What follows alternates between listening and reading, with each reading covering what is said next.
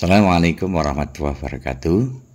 Untuk para guru, kepala sekolah atau kepala madrasah, berikut mari kita ulas tentang isu-isu terbaru, terutama adanya perubahan beberapa nomenklatur di bidang pendidikan, baik itu pengawas, kepala sekolah, atau yang lainnya ya. Semenjak diterbitkannya Permen Pan RB nomor 21 tahun 2024, ada beberapa isu yang menjadi perbincangan hangat di antara guru, kepala sekolah maupun pengawas tentang perubahan beberapa nomenklatur di bidang pendidikan.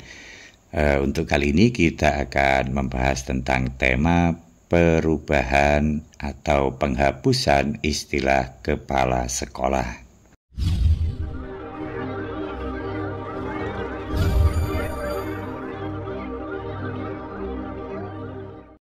Baik, kita lanjutkan. Di media online sudah ramai diperbincangkan tentang misalkan di sini kepala sekolah dihapus diganti kepala satuan pendidikan. Kemudian ada beberapa media yang lain yang kita kumpulkan ya. Misalkan di sini berjudul resmi pemerintah kini hapus jabatan kepala sekolah untuk semua jenjang ya. Ini penggantinya. Nah, Bapak Ibu, nah ini adalah regulasi terbaru ya, Permen Pan RB nomor 21 tahun 2024 tentang jabatan fungsional guru. Permen Pan RB ini ditetapkan di Jakarta pada tanggal 10 Desember 2024 ya. Langsung saja kita masuk ke pasal 8 yang berhubungan dengan tema yang akan kita bahas kali ini ya. Pada pasal 8 ayat 1 disebutkan dalam rangka pembinaan karir, guru dapat diberikan penugasan sebagai yang pertama kepala satuan pendidikan, kemudian yang kedua pendidik satuan pendidikan, kemudian pendidik pada jalur pendidikan non-formal atau peran lain yang ditetapkan oleh menteri yang menyelenggarakan urusan pemerintahan di bidang pendidikan. Nah, kita fokus pada poin A ya, kepala satuan pendidikan. Nah, pada pasal ini sudah tidak muncul lagi istilah kepala sekolah atau kepala madrasah, tapi yang muncul adalah istilah kepala satuan pendidikan. Dalam arti istilah kepala sekolah ini dihapuskan diganti kepala satuan pendidikan ya. Tentu ada beberapa teman yang skeptis ya atau pesimis. Ini hanya sekedar pola tren pergantian istilah ya.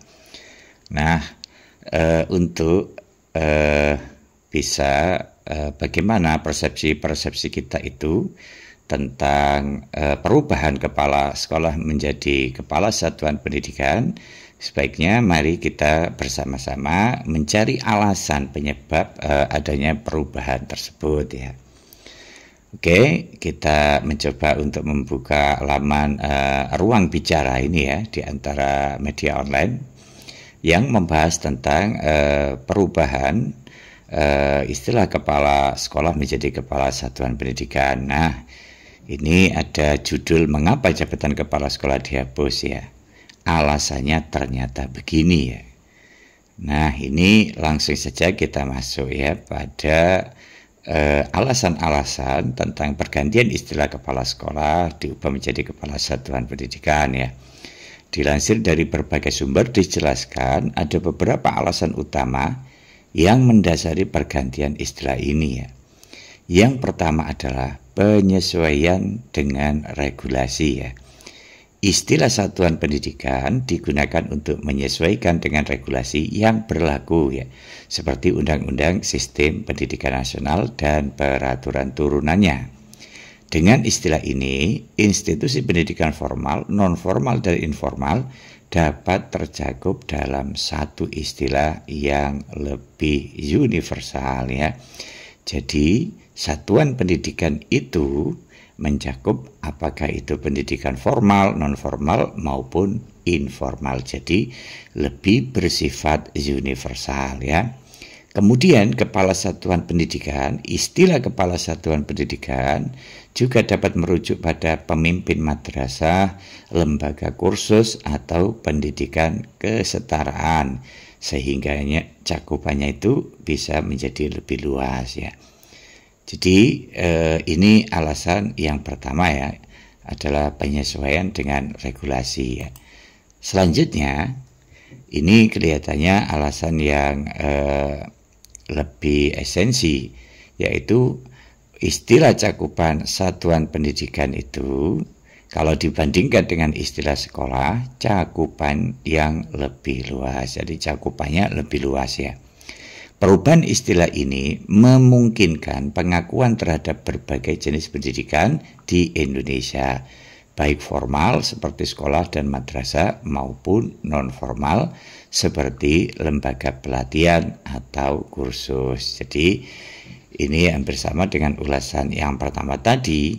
Untuk istilah satuan pendidikan itu lebih universal atau cakupannya lebih luas daripada sekolah dan madrasah ya. Kita lanjutkan. Dengan demikian, keberagaman model pendidikan diakomodasi lebih baik melalui istilah yang lebih inklusif ya. Kemudian alasan selanjutnya, alasan yang ketiga adalah harmonisasi kebijakan ya. Pemerintah juga bertujuan untuk mengharmonisasikan istilah dalam administrasi pendidikan. Penggunaan istilah satuan pendidikan mempermudah implementasi kebijakan secara seragam, terutama dalam dokumen resmi atau laporan administratif ya. Jadi mungkin nanti dengan adanya harmonisasi kebijakan itu, apakah itu yang namanya sekolah, kemudian madrasah, lembaga-lembaga pelatihan atau kursus, itu nanti ada kesamaan ya. Baik dalam dokumen-dokumen administrasinya atau aturan-aturan secara manajemennya ya. Kemudian yang keempat alasannya adalah pengakuan peran yang lebih besar ya. Dengan istilah baru ini, peran pemimpin pendidikan diakui sebagai manajer lembaga secara keseluruhan, bukan hanya di lingkungan sekolah ya. Tanggung jawab kepala satuan pendidikan mencakup pengelolaan aspek akademik dan non-akademik ya, yang mencerminkan peningkatan tanggung jawab dalam memajukan pendidikan di semua lini ya. Oke, perubahan istilah ini dari kepala sekolah, kepala madrasah menjadi kepala satuan pendidikan diharapkan mampu memberikan dampak positif terhadap sistem pendidikan di Indonesia, baik dalam hal administrasi maupun pengelolaan pendidikan. Meskipun demikian, implementasinya tentu memerlukan pemahaman dan adaptasi dari seluruh pihak terkait agar dapat berjalan lancar ya. Tentu saja perubahan-perubahan yang ditimbulkan dari terbitnya Permen Pen RB nomor 21 tahun 2024 ini dibutuhkan waktu untuk penerapan dan pengadaptasiannya ya. Sebagaimana yang kita ulas pada materi tentang perubahan istilah pengawas menjadi pendamping, bahwa aturan ini nanti diterapkan selambat-lambatnya pada 2 tahun berjalan, yaitu pada tanggal 10 Desember tahun 2024. Nah, tentu saja walaupun hanya istilahnya secara garis besarnya perubahan ini dari kepala menjadi kepala madrasah atau kepala sekolah menjadi kepala satuan pendidikan, tentu saja berimbas pada administrasi ya. Kalau dulu mungkin seorang kepala sekolah menuliskan atas nama kepala sekolah ya. Mungkin sekarang diganti menjadi atas nama kepala satuan pendidikan ya. Kita ambil sisi positifnya saja ya. Tentu adanya perubahan itu ada alasan atau maksud-maksud yang secara logis ya. yang bisa mengarah ke arah yang lebih baik ya. Demikian ulasan kita tentang perubahan kepala sekolah ataupun kepala madrasah menjadi kepala satuan pendidikan. Mudah-mudahan ada guna dan manfaatnya. Wallahul muwaffiq ila aqwamit thoriq. Assalamualaikum warahmatullahi wabarakatuh.